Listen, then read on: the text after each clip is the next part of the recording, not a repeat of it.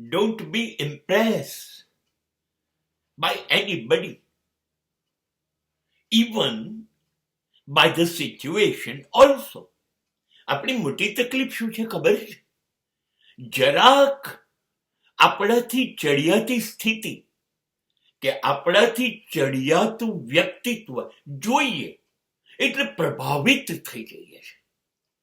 I am very much impressed by you, sir. What a house, what a car, what a factory. What was your performance? કાં તો સ્થિતિ કાં તો વ્યક્તિથી આપણે અંજાઈ જઈએ છે. એનો મતલબ એ નથી એ લોકો અંજાઈ જવા જેવા નથી, હોય છે ચમત્કારિક હોય છે. અરે હાજી તો કોઈ પણ જઈ શકે. રસ્તા પરનો મદારી ડુગડુગિયું બજાઈને આપણને 5 મિનિટ નથી ઊભો રાખી દેતો.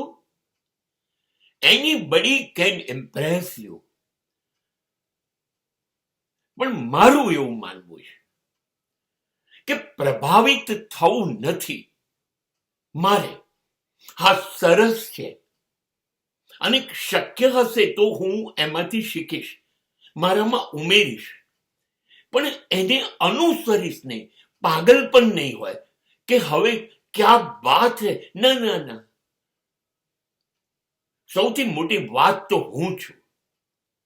અને વોટ આઈ બિલીવ કે I will not impressed by anybody or any situation.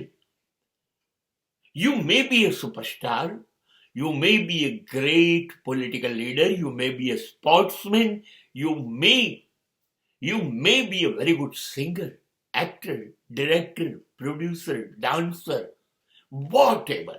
You are great. I do agree. પણ કોઈથી પ્રભાવિત નથી થવું.